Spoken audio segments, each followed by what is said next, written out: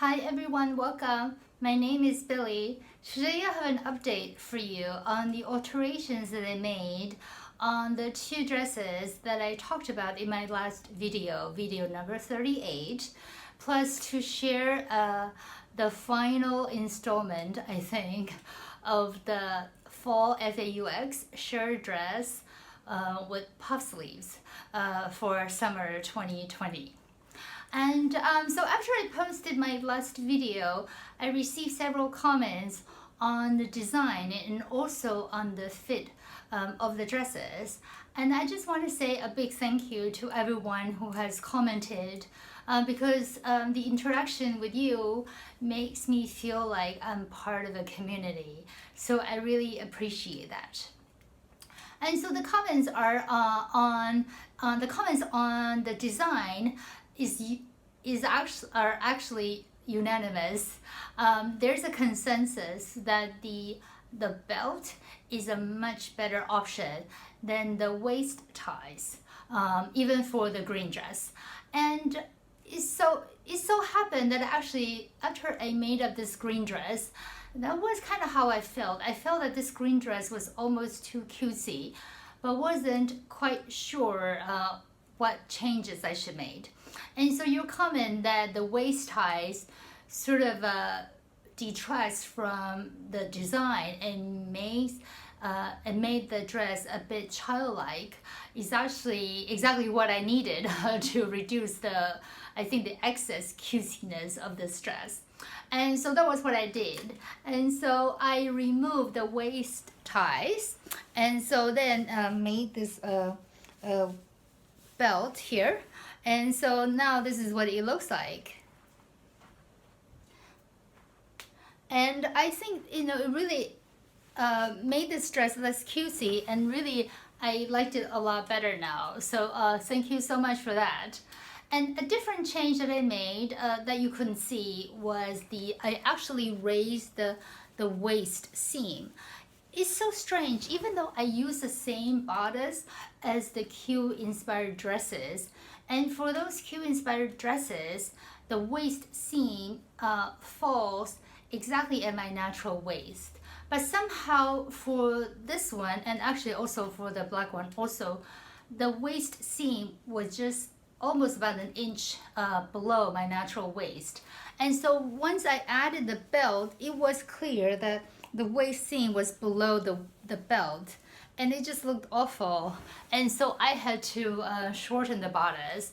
And so what I did was, because these are not real functioning buttonholes, so I never cut open the buttonholes, and so I was able to easily remove the buttons and also pick the buttonholes, shorten the bodice, and then reverse the process. And actually it was not too bad of an alteration.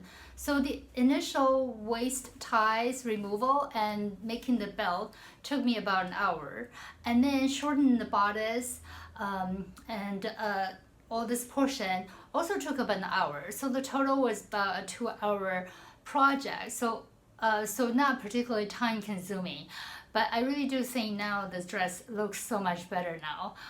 So thank you so much for your comments, and this is just part of the learning process. So I am really happy that I made these changes to improve both the design and the fit of this dress. So now the update on this black dress. And the primary issue with this black dress is the fit, because I already made the belt to go with this one. There were just a lot of puckery in this area, and so I wasn't quite sure how to deal with it. But I did know that the neckline was just a bit too high for this dress to be comfortable. So the first order of business was I just lowered the neckline by about 5/8 of an inch, or 1.5 centimeters. And by lowering the neckline by that much, which is not very much, I increased the circumference of the neckline by about 2.5 inches actually. So I was quite surprised by how much larger the neck opening is, just from lowering the neckline. And as a result, because this collar collar piece was originally cut for the larger neckline, and so therefore now it doesn't cover the entire neckline. So what I did was just place them a bit further apart, and also in the back here you can see hopefully that it sits it doesn't end right at the zipper, but about an inch from the zipper. But since generally I have my hair down, and I doubt anybody would ever say, "Hey Billy, how come your collar pieces in the back are an inch too short on either side?" So that's okay, because I do not have additional fabric that I can cut out this from. So overall, I'm very happy about this, and because lowering the neckline really took out that the excess fabric. So here, let me stand up a bit closer.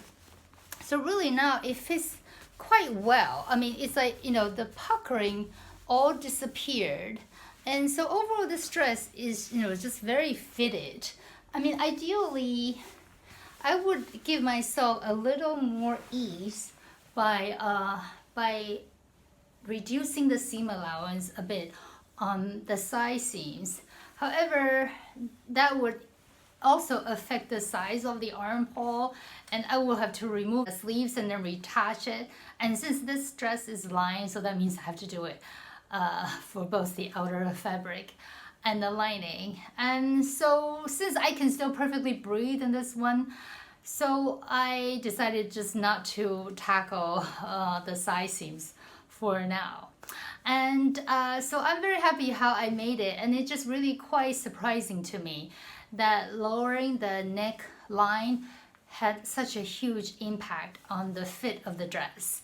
And so what I learned from this project is that the higher the neckline is, the more ease I would need for the bodice. And which made perfect sense, because originally this bodice was tightened up a bit when I was making the Q-inspired dresses. And the Q-inspired dresses has no shoulders, it's just sort of strapless dress with sweetheart neckline. And that's why I tightened it to, make it fit better. And so now it makes sense that when I'm reversing the process, I need to add back the ease that I originally took out. So that's just interesting. So I thought that I would share with you. So the new make that I will share with you today is this one made from 2 yards of quilting cotton that I purchased from Joann.com. And so here's a close-up of the fabric and the print itself. So as you can see, it's an orange background with, I think, white daisy flowers. And even though this is quilting cotton, it's actually much lighter weight than the standard quilting cotton, and so it's a little see-through. And so I lined this dress with white cotton wad that I purchased from fabric.com. And I just love this print. I thought it was perfect for summer, and also it's been quite a while since I made a dress in orange, so I thought I would change it up a bit. And so this daisy dress reflects all the changes that I made on the black dress. And actually I cut out the pattern pieces before I made the alterations. And so this one has the same issue, that this a bit further apart than originally planned, and also the back collar piece sits about an inch away from the zipper. But it's fine, nobody's really going to notice. And the difference with this one is the collar. So as you can see here, the collar is not as puffy. And so in this one, the sleeves are from the flutter sleeves, from the fall wrap dress, from the Butterick pattern. And so instead of flutter sleeve, I just gather the hem portion to make this puff. And I think actually maybe this variation of the puff sleeves is my favorite of the three, because I feel like it gives a little puff, but it's not so dramatic. And for this one, I purposely left the sort of the hem area here, this a bit looser, so this allows me to really raise up my arm. And so I saw, overall I really like it. And I got the idea that I could gather a flutter sleeve from this YouTube video that I will link in the description box below. This woman is so funny, and also her instructions are very clear and to the point. So if you're interested in constructing various types of puff sleeves, that would be a great video to check out. And so otherwise, this is exactly the same construction, just like the black dress. And so originally I had not planned on making another dress with the puff sleeves. Originally I really wanted to make a sleeveless dress, but miraculously I could actually fit in the sleeve pieces on this 2 yards of quilting cotton. And so I'm not wanting to waste that extra space, I decided to make this dress with this variation of puff sleeves. And I'm really glad I made it because I really like it. And when I cut out the pattern pieces, it was incredibly scrappy. There's really nothing left. But after I made up the dress, I really wanted to have a belt to go with this one, but there was just not enough fabric at all, not even close. So what I did was I just cut out little pieces of rectangles that are 2 inches wide, and I just connected them all. And miraculously, I was able to patch up enough pieces to make this belt here. So the belt itself is 1 inch wide. And so what I did was, because traditionally, before when I make a belt, I usually just sew up the side seams and turn it inside out or right side out. However, the problem with that construction method is that the center portion of the belt will be thicker than the other side because I have the seam line in the middle. And so actually, interestingly, to construct this belt for these 3 dresses, I switched to a different method. I just fold up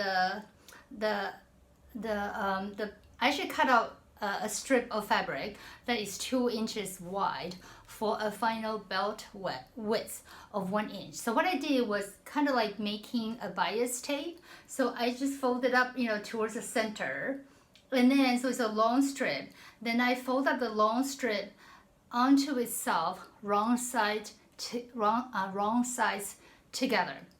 Then I just top stitched all the way around, and therefore encasing the raw edges. And that gives me here kind of can see. So that gives me a very clean outside line and top stitched line, and so I thought it was great. And so this belt here is made up of 13 pieces of scraps, but I'm really happy. And because this fabric print is quite busy, so really you really could not tell the difference at all that the belt is made up of little pieces. So overall, I'm really happy about how this dress turned out. And so here is a video of this orange daisy dress, and I paired it with a pair of 3.5 inch nude wedge. And I'm really happy that that I made so many versions, and so I am truly happy with this final result. So I am very happy about that. So this is the update on the 2 dresses plus this new orange daisy dress, and I hope you have enjoyed this video, and thank you again for your support. I really appreciate it. And for those of you in the US, I would like to wish you a very happy Labor Day weekend. And please do stay safe, and I hope I will see you soon. Bye bye!